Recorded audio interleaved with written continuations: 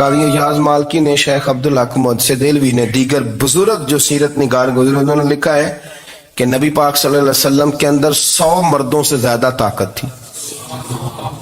100 مردوں سے زیادہ طاقت. اب جو بات کہنے لگا ہوں، جو نتیجہ دینے لگا ہوں، اس پر خاص توجہ آپ فرمائیں گے. ذرا فکری طور پر، نظریاتی طور پر ایک چیز کو سمجھیے. ہم سمجھتے ہیں کہ جوان لڑکا ہے جی جو مرضی کرے، عمر ہے جی. آپ ذرا بات پر غور کیجئے گا کہ حضور صلی اللہ علیہ وسلم میں طاقت 100 مردوں سے زیادہ ہے اور حیا کواری لڑکیوں سے بھی زیادہ ہے. ذرا اس بات کا تقابلی جائزہ کیجئے گا کہ طاقت 100 مرد سے زیادہ ہے لیکن حیا کواری لڑکی سے بھی زیادہ ہے.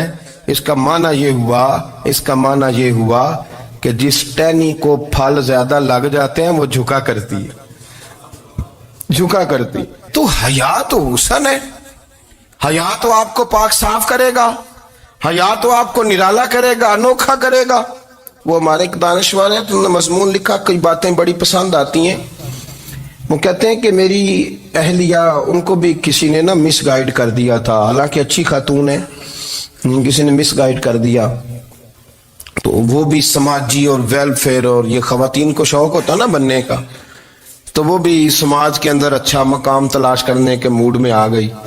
تو کہیں ایک دن جانا تھا تو بڑی بن سور کے میرے ساتھ وہ گاڑی میں بیٹھ گئی. تو میں گاڑی میں، عورتوں کو یہ بھی مسئلہ ہوتا ہے نا کہ ہماری تعریف کرو، تو کئی دفعہ بعد مردوں بیچاروں کو جھوٹ بولنا پڑتا ہے، تو زبردستی کراتی ہیں نا جی. تو اس میں گنجائش بھی دی ہے شریعت نے گنجائش دی ہے کہ بیوی کو راضی کرنے کے لیے خلاف واقعہ بات کرنی پڑے تو کر لینی چاہیے.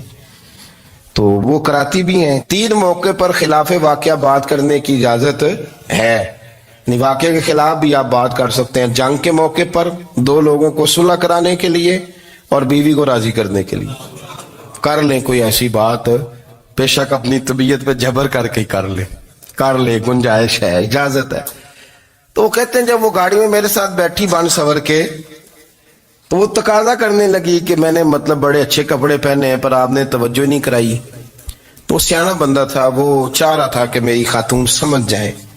وہ کہتے ہیں مجھے پتا تھا کہ بیچاری مس گائیڈ ہو گئی ہے، دل کی بڑی اچھی ہے، سیانی ہے، لیکن اس کو کچھ خواتین نے، کچھ لوگوں نے مل کے اس کو ذہن غلط کر دیا ہے کہ سماج میں نکلو، باہر جاؤ، کام کرو، فلاں کرو، اپنی مرضی سے جیو. تو میرے ساتھ گاڑی میں بیٹھی کہیں جانے کے لیے، تو مجھ سے کہنے لگی کہ آپ نے میری طرف توجہ ہی نہیں کی، آپ نے کوئی ذکر ہی نہیں کیا کہ میں کیسی لگ رہی ہوں. تو کہتے ہیں میں نے اسے کہا کہ اگر تو ناراض نہ ہو تو پھر میں صحیح والی تعریف کر دوں.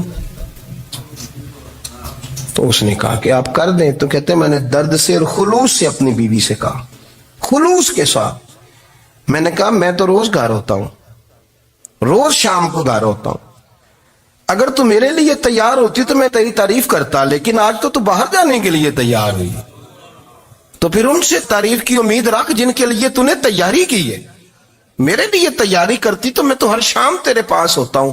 کہتے وہ میرے لفظوں میں درد تھا تو وہ بھی رو پڑی اور کہنے لگی آپ گاڑی روک دیں، مجھے باہر جا کے کسی کو راضی نہیں کرنا، میں نے اسے راضی کرنا ہے جس کو رب کریم نے میرا شوہر بنایا ہے اور میرے لیے منتخب کیا ہے میرے ماں باپ کو. میں واپس لوٹتی ہوں.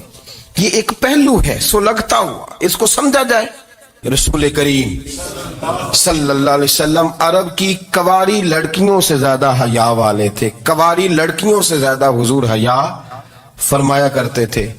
جب خانہ کعبہ کی مکہ شریف میں تعمیر ہو رہی تھی نا، اہل عرب اس کو تعمیر کر رہے تھے، تو نبی پاک صلی اللہ علیہ وسلم اپنے چچا حضرت عباس کے ساتھ خانہ کعبہ کی تعریف میں مصروف تھے.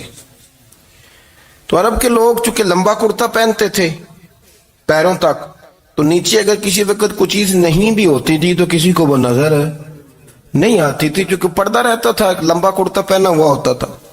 تو جب بچے، سرکار کی عمر مبارک بھی ابھی تھوڑی تھی، تو اس طرح بچے جب نکلتے تو وہ کئی دفعہ اپنی تہمت اتار دیتے نیچے سے، اور کوئی مزدوری کرنے لگتے تو 3-4 طے کر کے تہمت کی کندھے پہ رکھ لیتے. جس طرح کبھی دیہاتوں میں لوگ کپڑا سر پہ رکھتے تھے کہ اوپر اگر کوئی وزنی چیز رکھیں گے تو وہ تکلیف نہیں دے گی. نبی پاک صلی اللہ علیہ وسلم بھی سب لوگوں کے ساتھ خانہ کعبہ کی تعمیر میں شامل تھے. تو حضرت عباس رضی اللہ تعالیٰ عنہ نے کہا حضور سے، ابھی اللہ نے نبوت بھی نہیں فرمایا تھا، بھتیجے آپ بھی تامد اتاریے. یہ صحیح مسلم میں حدیث موجود، اور اس کو کندھے پہ رکھ لیجیے، آپ اینٹیں اٹھا اٹھا کے لا رہے ہیں تو ذرا آپ کو تکلیف نہیں ہوگی. تو سرکار دو عالم صلی اللہ علیہ وسلم سے یہ بات کہی، اور پھر جلدی سے حضور کی تہمت کو نکال کے نا، حالانکہ لمبا کرتا پہنا ہوا ہے، تو وہ جیسے ہی ان کے کندھے پہ رکھا اینٹیں رکھنے کے لیے، تو سرکار تو زمین پہ گر گئے، بے ہوش ہو گئے، آنکھیں آسمان کی طرف. اور پھر حضور پکار رہے ہیں، آزاری آزاری آزاری، میرا تامت دے دو، میرا تامت دے دو. کبھی کوئی شخص اس وجہ سے بھی بے ہوش ہوا ہے کہ میرے وجود سے کپڑا اتر گیا ہے؟ حالانکہ سرکار پر وہ بے ہوشی بھی نبی پاک کا وہ جو غلبہ ہے نا شرم و حیا کا، اس کی وجہ سے ہو. ورنہ تو حضور فرماتے ہیں کہ میری آنکھیں سو جاتی ہیں، دل تو میرا اس عالم میں بھی جاگتا رہتا ہے. تو سرکار زمین پہ تشریف لے آئے، آنکھیں میرا تامت دے دو، میرا تامت دے دو. تو جلدی سے انہوں نے تامت دیا تو حضور نے باندھ لیا. پھر طبیعت مبارک میں تسلی ہوئی. یعنی ہم اس رسول کے غلام ہیں کہ جن کے تو وجود سے کپڑا اتر جائے تو حضور برداشت نہیں کرتے، قبول نہیں فرماتے، تکلیف شروع ہو جاتی. لیکن یہاں نوجوان ہیں اور بڑا قد کاٹ ہے اور بڑے بڑے سمجھدار لوگ ہیں، گرمی آتی ہیں تو شارٹ کپڑے پہن کے گھومتے ہیں. ان کو خیال نہیں کہ یہ وہ والا لباس ہے جو باہر تو کیا گھر میں اماں کے سامنے نہیں پہننا چاہیے، بہنوں اور بیٹیوں کے سامنے نہیں پہننا چاہیے. آپ کی گفتگو میں شرم و حیا ہو، آپ کے لب و لہجے کے اندر حسن ہو. آپ کو پتہ ہے نبی پاک صلی اللہ علیہ وسلم نے فرمایا میری امت میں سب سے زیادہ حیا کرنے والے عثمان غنی ہیں. عثمان غنی سب سے زیادہ حیا کرنے والے.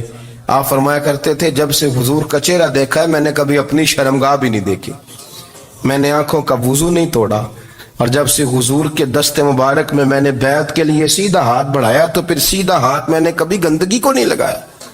حیات. آپ باتھ روم کے اندر بھی غسل فرماتے تھے تو کپڑوں سمیت کرتے تھے. کسی نے کہا حضرت جی واش روم کے اندر کیوں نہیں کپڑے اتارتے؟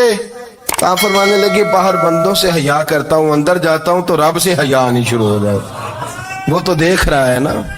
تو میں جو بات آپ کی خدمت میں عرض کرنا چاہتا ہوں اس کو آپ سمجھیے گا میرے عزیز، کہ شرم والا مزاج، گفتگو بھی شرم والی، آنکھیں بھی شرم والی، لباس بھی شرم والا، دوستی یاری بھی شرم والی، بہت ساری ایسی باتیں. دیکھیں نا آپ ذرا، میں نے کہا کہ باتوں کو سن کے گزر نہ جایا کریں، اس کی گہرائی پر غور کریں. حضور علم کا سمندر ہے، سرکار سے زیادہ علم دنیا میں کسی کے پاس موجود نہیں ہے، اور صحابہ کو موقع ملا ہوا ہے اس سمندر سے فیض لینے کا. لیکن ان کی حالت یہ ہے کہ حضرت علی المرتضیٰ فرماتے 14 دن گزر جاتے، حضور سے کوئی سوال پوچھنا ہوتا تھا پر میں شرم کے بارے نہیں پوچھ پاتا تھا. 14 دن بخاری شریف میں موجود ہے. ایک دن نبی پاک صلی اللہ علیہ وسلم نے پوچھا صحابہ سے کہ وہ کون سا درخت ہے جس کے پتے نہیں گرتے، اور وہ درخت اس طرح ہے جس طرح مومن ہوتا ہے، وہ درخت میرے مومن کی طرح بتاؤ. حضرت عبداللہ ابن عمر فرماتے مجھے پتا تھا کہ وہ کھجور کا درخت ہے، لیکن چونکہ ابو بکر صدیق بھی بیٹھے ہیں، عمر فاروق بھی بیٹھے ہیں، مولا علی بھی بیٹھے ہیں، عثمان غنی بھی بیٹھے ہیں، اتنے جید لوگ بیٹھے ہیں، تو مجھے حیا آتی تھی کہ میں کیوں جواب دوں. کہتے سرکار نے کئی دفعہ پوچھا، لوگوں نے کئی اور درخت بتائے، پر فرمایا تمہارا جواب درست نہیں ہے. آپ حیا کے اس پہلو پر غور کریں کہ سوال کا جواب آتا ہے، سوال کا جواب، یعنی مجھے سوال کا جواب آتا اور پھر میں دوں نہ، مجھے بدعزمی نہ ہو جائے گی. یہ کیسے ممکن ہے کہ میری رات گزر جائے، مجھے پتا بھی تھا اور میں نے بتایا نہیں. بہت سارے لوگ آ کے بہت ساری باتیں بتاتے ہیں، بہت ساری باتیں وہ سمجھاتے ہیں، تو ہم غور سے ان کا چہرہ دیکھنے لگ جاتے ہیں، کہتے ہیں یار اس کا تو دعویٰ تھا کہ میں سمجھنے آتا ہوں، تو یہ تو ہمیں سمجھا رہا ہے، چلو الحمدللہ ہم سمجھنے کو تیار ہیں.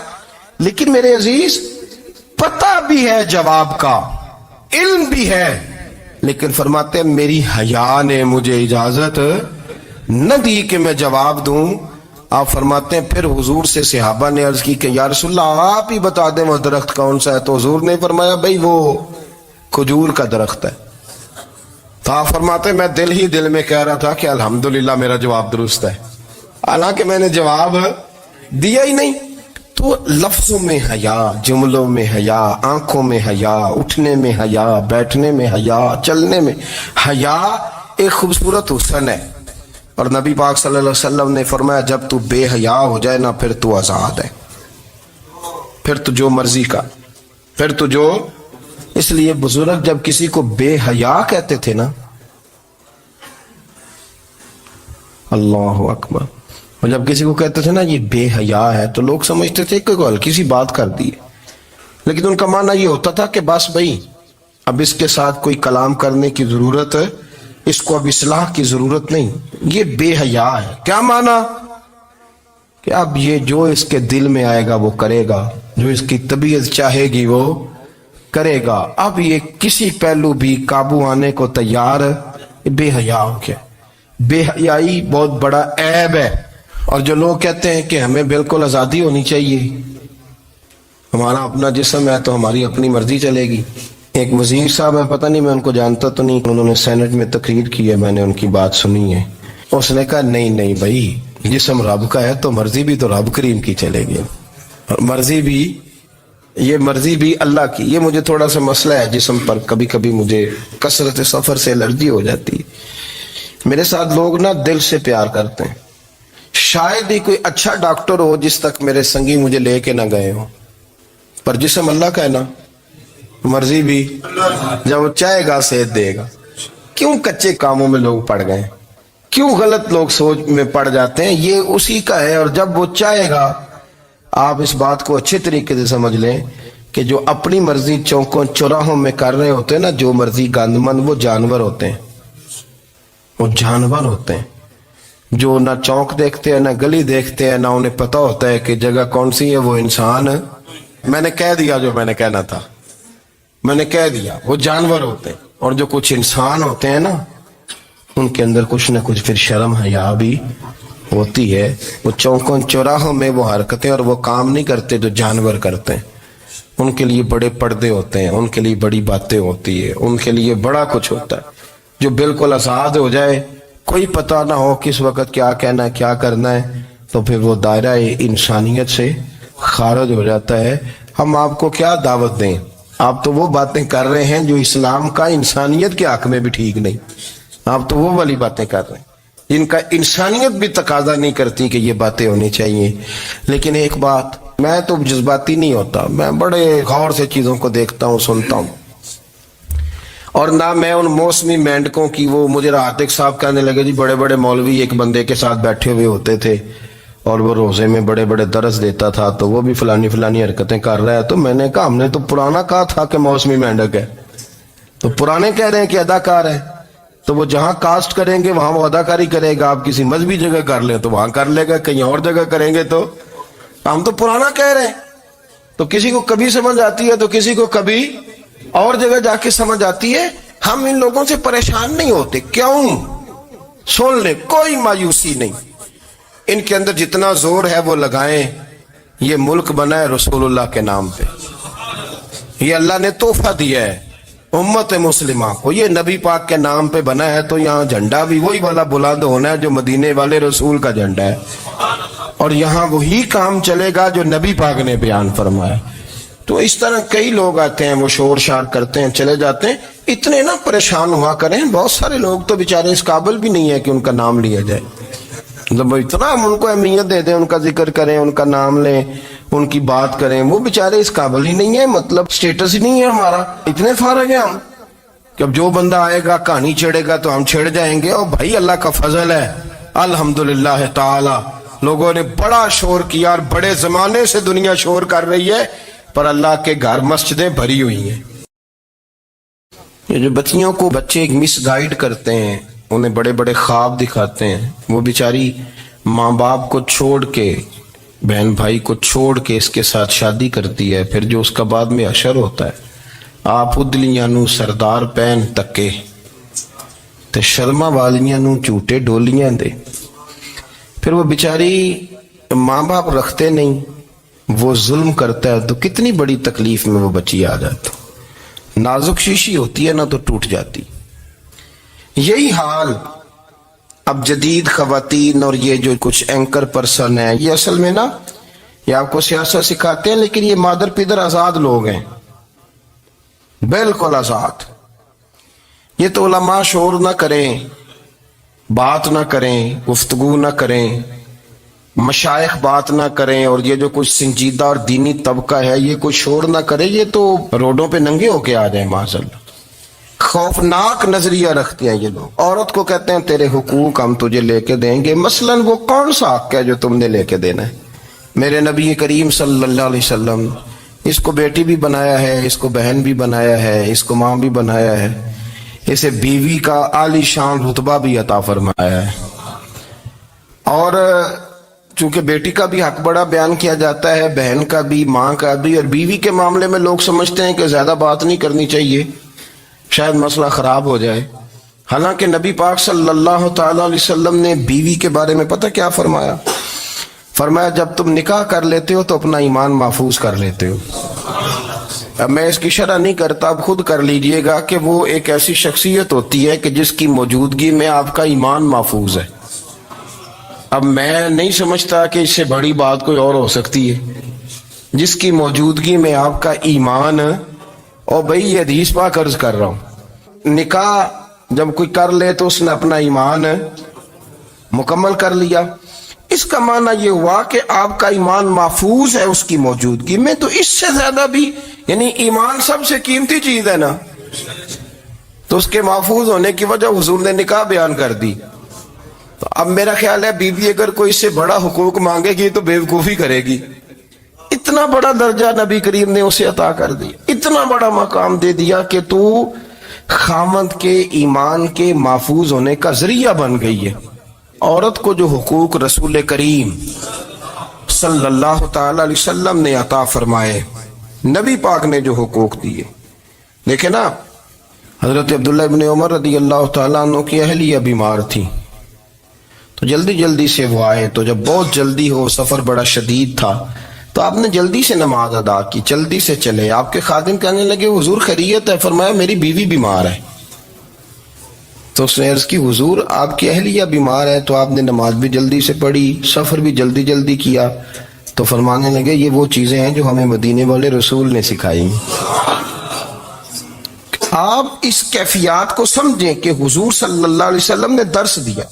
اور پھر ایک اور بہت بڑی بات، یہ فضیلت کسی اور کو نہیں دی، جو عورت کو حضور نے فضیلت دی، یہ فضیلت کسی اور کو نہیں دی۔ کبھی حضور نے فرمایا کہ تمہارا ابا تمہارے ساتھ بہت سخت رویہ کرے تو تم نے اس کو اس سختی پر داد دینی ہے؟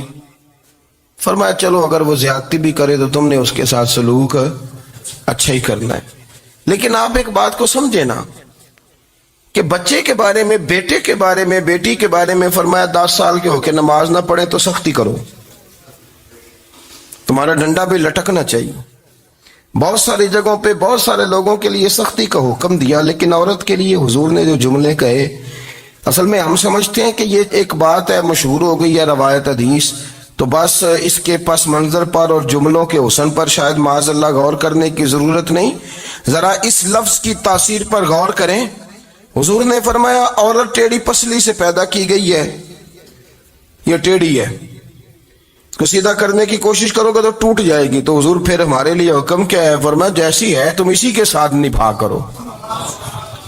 آپ سمجھیں کہ اتنا محفوظ حضور نے درجہ دے دیا بی بی کو، اتنا محفوظ کہ فرمایا غلطی بھی ہو تو میرے غلاموں تم اس کے ساتھ نبھا کرو، گزارا کر لو۔ کو کیا اور حق چاہیے عورت کو، جس کو اس کی غلطیوں سمیت نبی پاک نے قبول کرنے کا حکم دے دی کہ اس کی کمزوریوں سمیت قبول کر لو۔ اب اس کو اور کیا کوئی کمزوریوں سمیت قبول کرتا ہے؟ کبھی آپ دکان پہ بیٹھے ہو تو آپ کہیں بھی اس میں یہ بھی غلطی، میرے مال میں یہ بھی کمزوری ہے، یہ بھی کمزوری ہے، یہ بھی کمزوری ہے، تو کر لے قبول؟ کرتا ہے کوئی؟ کوئی شخص ایسا ہو جو کسی چیز کی کمزوریاں بیان کر کے کہ اسے قبول کرو؟ پر رسول کریم صلی اللہ تعالی علیہ وسلم نے نا ہمیں سبق دیا، حضور نے ہمیں درس دیا، نبی پاک نے ہمیں پیغام دیا۔ فرمایا یہ ٹیڑھی ہے، سیدھی کرنے کی کوشش کرو گے تو بیچاری ٹوٹ جائے گی، تو اس کے ساتھ نبھا کر جاؤ۔ آپ میری بات کو سمجھیے گا۔ چلے میں اس پر ایک اور بخاری مسلم کی حدیث پڑھتا ہوں۔ حضرت سلمان فارسی رضی اللہ تعالیٰ عنہ اور حضرت ابو درداء کے درمیان بھائی چارہ تھا۔ مکے سے مدینے جب لوگ آئے تو حضور نے بھائی بھائی بنایا تھا، ان کے درمیان بھائی چارہ تھا، تو ابھی پردے کی آیات نازل نہیں ہوئی تھی تو لوگ ایک دوسرے کی طرف جاتے تھے۔ حضرت سلمان فارسی رضی اللہ تعالیٰ عنہ حضرت ابو درداء رضی اللہ تعالیٰ عنہ کے گھر میں تشریف لے گئے تو دیکھا کہ ان کی بیوی بڑی غمگین بیٹھی ہیں۔ تو ہم نے فرمایا بہن کیا ہوا؟ تو کہنے لگی تمہارے بھائی کو دلچسپی کوئی نہیں رہی، ہر روز روزہ رکھ لیتا ہے اور ساری رات نفل پڑھتا ہے۔ حضرت سلمان فارسی کہنے لگے ٹھیک ہے کر لیتے ہیں بندوبست۔ نماز دین ہے کہ نہیں؟ دین ہے نا یہ چیزیں۔ لیکن حضرت سلمان فارسی جناب ابو درداء سے کہنے لگے آج میں نے تیرے گھر میں رہنا رات کو، کیونکہ وہ تو ساری رات نماز پڑھتے تھے، نفل پڑھتے تھے۔ انہوں نے کہا ٹھیک ہے، ایک بستر لا کے بچھا دیا حضرت سلمان فارسی کے لیے۔ سلمان فارسی فرمانے لگے دوسرا بھی لا۔ کہا وہ کیا کرنا ہے؟ فرمانے لگے تو نے بھی سونا ہے، میں نے بھی سونا ہے، تو نے بھی سونا ہے، عشاء پڑھیں گے اور پھر دونوں سوئیں گے۔ کہا میں نے تو نماز پڑھنی ہے۔ فرمایا تہجد کے وقت اٹھ کے پڑھیں گے، اللہ کے رسول بھی رات آخری حصے میں جا کے نماز پڑھتے۔ ادھر ساتھ سلا لیا، وہ تھوڑی کو دیر سوئے، اب عادت تھی ساری رات اٹھنے کی، ذرا اٹھنے لگے بستر سے تو حضرت سلمان فارسی فرمایا چپ کر کے سو جا، اور بڑی رات پڑی ہوئی، چپ کر کے سو جا۔ وہ لیٹ گئے، پھر اٹھنے لگے تو فرمایا سو جا چپ کر کے، بڑا ٹائم ہے۔ سحری کے وقت اٹھے، نفل پڑھے، ان کا ارادہ تھا روزہ رکھنے کا، تو فرمانے لگے کل رکھا تھا نا نفلی روزہ؟ جی رکھا تھا۔ پرسوں بھی رکھا تھا، ترسوں بھی رکھا تھا۔ فرمایا آج نہیں رکھنا، آج میں تیرا مہمان ہوں، سارا دن کٹھے مل کے روٹیاں کھائیں گے، آج نہیں روزہ رکھنا، سلا دیا۔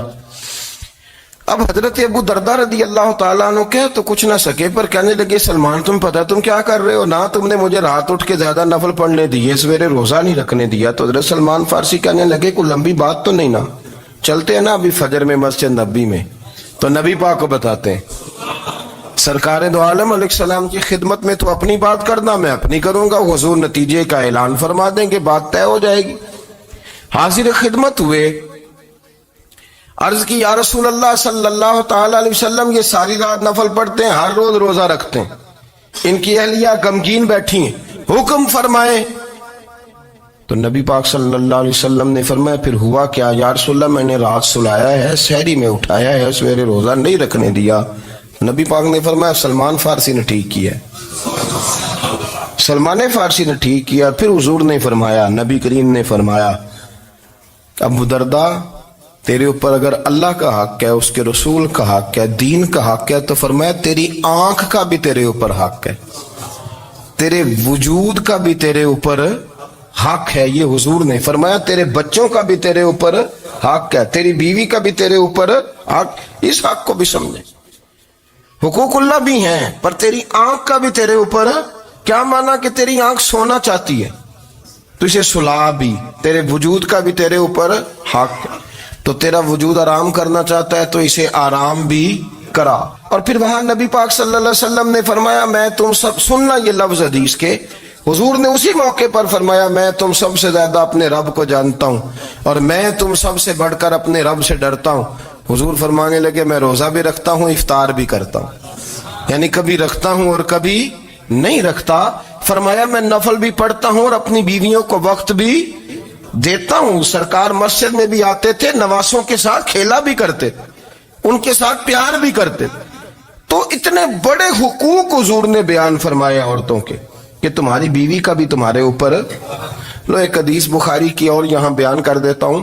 ایک شخص نے آ کے عرض کی یا رسول اللہ صلی اللہ تعالی علیہ وسلم جہاد کے لیے تیاری ہو گئی ہے، صفیں بن رہی ہیں، مجاہدین کی تیاری ہے، تو میرا بھی نام لکھ دیا گیا ہے مجاہدوں کی لسٹ میں، لیکن یا رسول اللہ صلی اللہ تعالی علیہ وسلم میری بیوی نے حج کی تیاری کر لی ہے اور میرے دوستوں نے، صحابہ نے میرا نام مجاہدین کی لسٹ میں لکھ دیا، تو میرے لیے کیا حکم ہے؟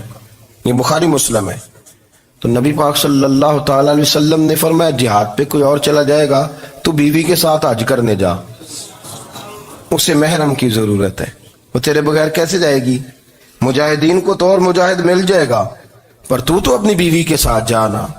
نبی پاک صلی اللہ علیہ وسلم نے مرد کو محافظ بنایا ہے، عورت کو مرد کا قیدی نہیں بنایا بلکہ عورت کو حفاظت عطا کی اور مرد کو اس کا محافظ بنایا. اب بچیاں آزاد ہونا چاہتی ہیں اور آزادی بھی وہ والی کہ جو بنیادی طور پر آزادی نہیں فحاشی ہے. میں نے بہت پہلے کہا ہے کہ اسلام بیٹیوں کو قیمتی سمجھتا ہے. جس بندے کے پاس 20 تولے سونا ہو وہ چوک میں لے کے نہیں آتا, وہ قیمتی چیز ہے, اس نے چھپا کے رکھی ہوتی ہے. تو جو نبی پاک صلی اللہ علیہ وسلم کا کلمہ پڑھنے والے بیبیاں, اسلام انہیں قیمتی سمجھتا ہے. کہتا ہے کہ تم قیمتی ہو لہذا گھر کے اندر رہو, تم باہر نہ ہو. لیکن عورتیں ہیں کہ ان کو بلا وجہ لوگ خراب کر دیتے ہیں اور بلا وجہ وہ اس مغالطے کا شکار ہو جاتی ہیں. اب آگے بڑھتے ہیں. قرآن مجید نے سورہ نور کی آیت نمبر 30 میں کہا کہ کل للمؤمنین یغضوا من ابصارہم, فرمایا کہ اے محبوب علیہ السلام مومن مردوں سے کہہ دو کہ اپنی نظریں جھکا کے رکھیں, اپنی نظریں. اور اگلی آیت میں فرمایا وَقُلْ لِلْمُؤْمِنَاتِ يَغْضُضْنَ مِنْ أَبْصَارِهِنَّ, فرمایا کہ اے محبوب مومن عورتوں سے بھی کہہ دو کہ اپنی نظریں جھکا. مرد بھی اپنی نظر جھکا کے رکھے گا عورت کی طرف, لیکن یہ ساری پابندی صرف مرد پر نہیں, عورت بھی غیر محرم کا چہرہ نہیں دیکھے گی, اس پر بھی اسی طرح نظر جھکانے کا حکم ہے جس طرح کے وہ ہر دکاندار کو بھائی جان کہہ کے گفتگو کرنے کی اس کو بھی اجازت نہیں ہے کہ وہ بھی وہ سمجھے کہ پابندی تو مرد نے کرنی تھی, میں نے تھوڑی کرنی تھی. وہ جس کے پاس جائے, جہاں بھی جائے, ڈاکٹر کے پاس جائے, باہر جائے, تو وہ جس طرح مرضی اس کا دل چاہے وہ بات چیت کرے, اس کی عورت کو بھی اجازت اسلام نہیں دیتا. بنیادی طور پہ اسلام شرم و حیا کا دین ہے, حیا کی بات کرتا ہے. حیا کی جب ہم تعریف کرتے ہیں تو حیا کی تعریف یہ ہے کہ کوئی کبھی چیز دیکھ کے نا تو آپ کی طبیعت میں کراہت محسوس ہو, آپ کوئی غلط جملہ منہ سے نکالتے ہوئے ذرا جھجکیں, آپ کوئی غلط بات کرتے ہوئے تھوڑا بوجھ محسوس کریں. ہمارے ہاں تیزی سے فروغ پایا ہے بے حیائی میں. سنگیوں کی محفلیں, یاروں کی محفلیں, اس میں غلیظ گفتگو ہوتی ہے الا ماشاء. جن دوستوں کو بڑی پاک صاف گفتگو کرنی چاہیے. دوستی کا رشتہ بڑا مقدس رشتہ ہے, جو یہاں ایک دوسرے سے پیار کریں گے جنت میں بھی اکٹھے داخل کیے جائیں گے. شرط یہ ہے کہ پیار اللہ رسول کی رضا کے لیے ہو, لیکن اس کے اندر اگر آپ کی گفتگو کچی ہو, کمزور ہو, فحاشی والی ہو, عریانی والی ہو. ہمارے ہاں تو اب اس کو لوگ فیشن سمجھتے ہیں, اس کو مردانگی کی علامت سمجھتے ہیں کہ وہ جی ساری باتیں جی وہاں ہو گئیں, اور جس کا جو جی چاہا اس نے کہا.